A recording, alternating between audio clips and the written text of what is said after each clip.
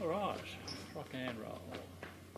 All good there for sound. Mark Bailey, Minister for Transport, with Graham Newton, CEO of Cross River Rail Delivery Authority. Everyone good to go? Thank you. Okay, well look, very exciting to be here to look at a sneak peek on what our underground stations are going to look like when Cross River Rail opens in 3 years' time.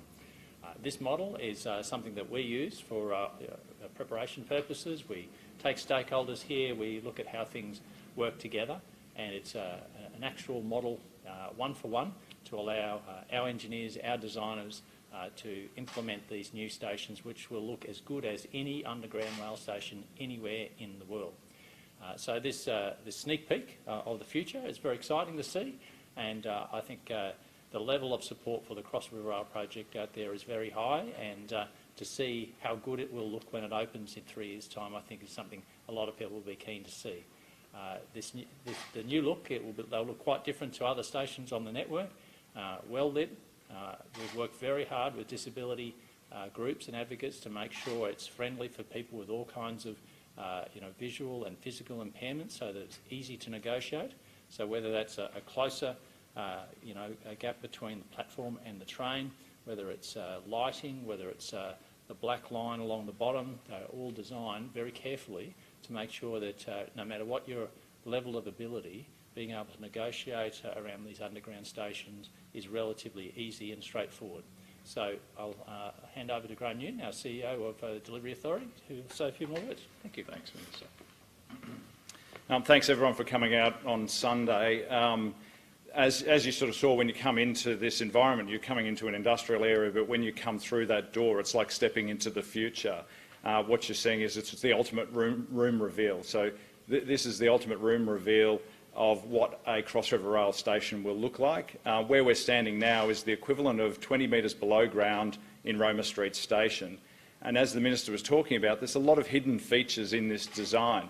So not only is it visually attractive, but the design itself lends off the Queenslander veranda design, where you have the rafters of a Queenslander veranda, which plays out through the design. But each element of the design has a purpose, whether it's the black kicker, which gives visual impairment greater access, whether it's the lighting over the top, which guides people through. The idea is to make it intuitive, make it straightforward, and it means that you don't have to really follow wayfinding sign, because the path that you get taken down takes you to the destination that you need to get to. Each station has a subtly different colour, but the looks are consistent across all stations, and so the Cross River Rail stations will have a distinct appearance. The Cross River Rail stations will have a distinct appearance, and what they'll also do is give you some visual cues as to which station you're at. So if you're looking at your phone, you look up, you'll see the slight difference in colour, and you'll know which station you're at, because we're all underground as we travel through. The finishes are designed to be graffiti resistant, and in fact the teams here have practiced using graffiti spray paints and ink pens and have cleaned them off, and as you can see, they've been cleaned off. The design itself has been modified as it's gone through, because this physical model that we've got here allows us to look at, well, how can it be done in practice, how can it be maintained in practice, and what changes would need to be made. The roof ceilings that we're looking at also have acoustic dissipation, almost at a theatre level quality, because when you've got underground PA announcements going on, you want to make it easy for people to actually hear what's being said. So the dissipation of any echo is really very important. So I'm happy to take any questions for Minister. What's the point of the slanted walls? So the purpose of the slanted walls is twofold. What it does is it means the foot of the wall, it gives that contrast for visual impaired people. It also means people are less likely to lean up against the wall, which then creates marks and could potentially lead to damages. But the idea is also does tie into that Queenslander veranda design. Did you learn anything, something that you thought would work, only to realise actually no, this is not going to work? Can you tell us about it? Yeah, so some of the panels, so each one of these panels, be they the roof panels or the wall panels, are designed in a way that they can be taken out and replaced. The team was just briefing me before. One of the corner panels, which is the one behind me, was identified as being a bit too big to be able to take out in a single piece. So what they've done is move that so it'll be into 3 pieces, so it's a lot easier to maintain. We've also had accessibility access groups here, where they've been able to see and feel what's going on the ground and get a good give us some good feedback. And all of those little inputs help with things like making these stations accessible to all at the end of the day. There appears to be an absence of seating. Will there be more seating in some of... when it's Yeah, obviously this is a mock-up. There will be seating. The seating will be, and we've got a 3D model which includes a lot of that stuff. So when you see the fly-through, you'll be able to see that. But there are seating down at the platform level. There are seating in the station itself at the higher level. I guess where we're standing now is a thoroughfare, so it's meant to be to allow crowds to move through. So you don't really want people dwelling around those areas. What you want people to do is move through those areas, either go to the platform or back up to the top of the station. Did you take inspiration from the New York subways or the London tube or anything like that? Taking some ideas and then maybe turning them a little Australian or Queensland? Yeah, and that's a really good point. What the architects have done is looked at right across the world, and the London Crossrail project, it has a sort of an arch form to it, and I guess they wanted to look for a bit of a contrast, and then how do we make these uniquely Queensland? And that's where that Queensland veranda rafter feel is really part of what we've got here. So you've got straight lines as opposed to curves, and those straight lines really play to as if you're standing on the veranda of a Queenslander. Are there any functionality points of difference compared to other stations? These stations will be fully DDA accessible, so you've got everything that you would expect in a modern station here. So things like guiding areas for people with visual impairments. You've got the ability for people in wheelchairs. We've also got platform screen doors down at the platform level. There's no platform screen doors on the network, and these will be the first stations to have platform screen doors. That allows the air conditioning to be contained in the stations. It also means that it's more pleasant for people who are on the platforms, and also a lot safer. Can you tell us about how they... Sorry, just one last Yeah. question. The difference in colours per... Yep. how do they take from its surroundings? Yeah, so the palette that was chosen for each one of the stations really ties back to some visual cues around those stations. So the architects visited the stations areas as part of the design process and lifted different key colours that are around those different suburbs. So when you go into each one of the suburbs, there's little cues that tie in. Now, they're not always obvious, they're subtle, but what they do is they actually tie back to that local area and give that visual cue. We're at Roma Street at the moment. What are the visual cues about flowers, jacarandas? What is it? Yes. So because Roma Street is in the CBD environment, you've got more of a city commercial type feel with the gold and the sort of more of a gold feel up the top. But also what you've got is this. It's quite bright and brings people through the station to go to the ground floor. Any other topics? Minister, is it true that that Labor's trying to get Kate Jones to run for Brisbane Lord Mayor?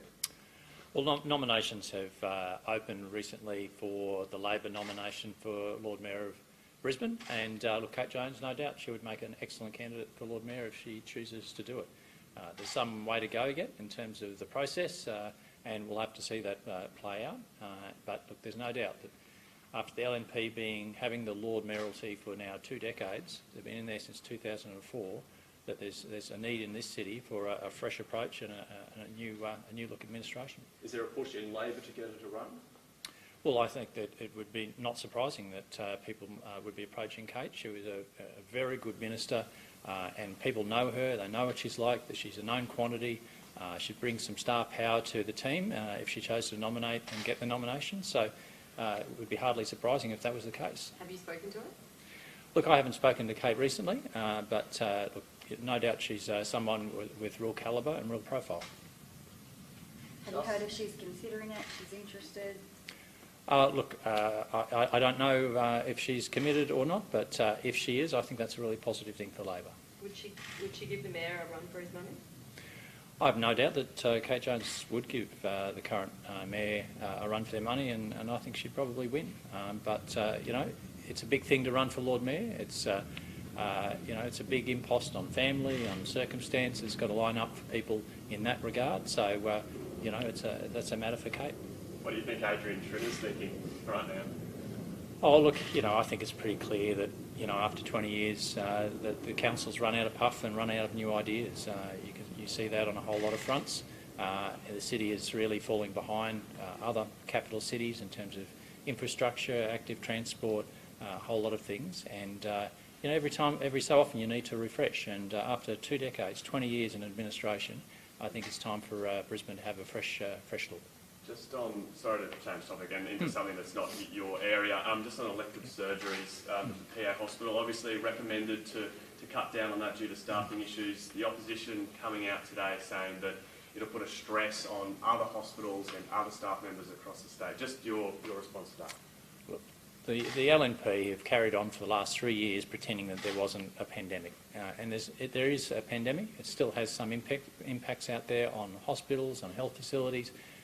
And, you know, while it's not quite as bad as it was, we're in a wave at the moment, hopefully a smaller wave, and hospitals have to make sure that they take that into account when they do their operations. So, you know, the PA, I understand, has done more elective surgery than most hospitals, so they've certainly carried their weight in terms of looking after people. And, you know, these operational decisions are a matter for hospitals. It shouldn't be individual politicians deciding health operational matters. That is a matter for people who are experts in medicine. Minister, have the good people from QR been through the new stations? Sorry, can you ask that? Have the good people from QR been through this replica? What do they think? Are they a little bit jealous? Oh, absolutely. Look, Queensland Rail has been working closely with the Delivery Authority on a lot of areas in terms of cross-river rail. That integration is really important. And look, I think they're pleased with Punch to see such a, you know, world best practice design that's going to be in Brisbane in a new, fully new underground line. It's a very exciting thing for this city and this region. Will any of the things learnt here though be taken and transferred over to some of the old stations with QR? Oh, look, we've got more than $500 million going into station accessibility upgrades across the network, and that's a rolling program that we add to consistently. If anyone's seen these new stations when they're open, they are of very high standard and they really stand out. But these stations are obviously underground stations, so they have particularly unique features that you might not necessarily see on a above ground station. But I think if you look at the new stations that we're putting in, they're of a high finish and they're very, very functional for people who have a pram, who might have a disability, who might be getting around so well anymore.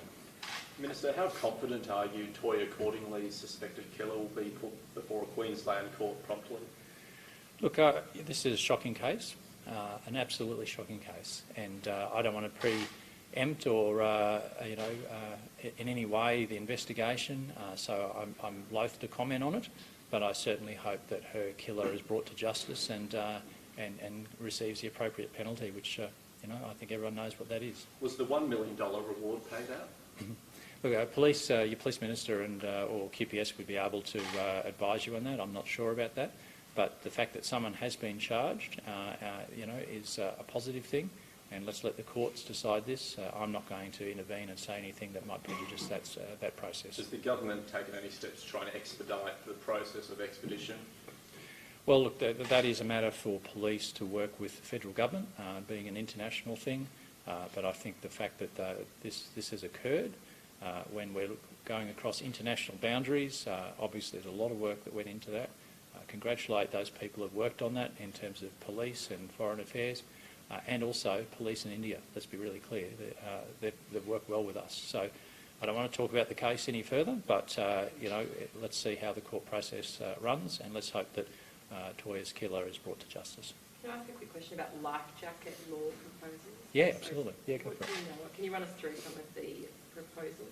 Yeah, look, we're very concerned. We had 13 fatalities last year in the maritime space, and that was a real jump on what had been previously.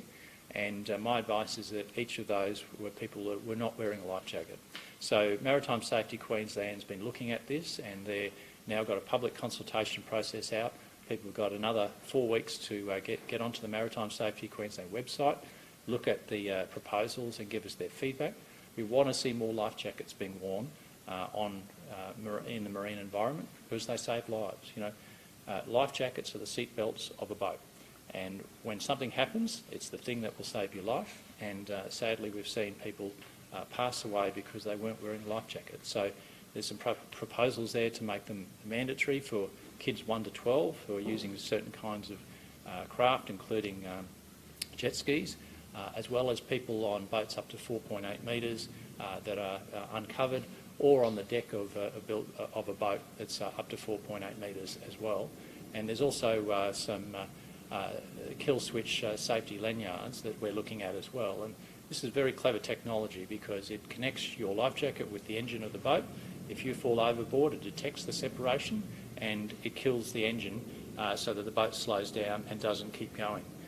Or it also stops jet skis doing circles, which in some cases can be dangerous to the person in the water. So we're doing consultation on this new technology. I've got no doubt that it would save lives, but we want to hear from boaties, people who use boats all the time. We want to get their feedback. We want to get this right, but we do want to see a lot less, hopefully zero fatalities on our waters. All good? Awesome. Terrific. Thank you for that. Thanks, everyone. Cheers. Thank you. Thanks, mate.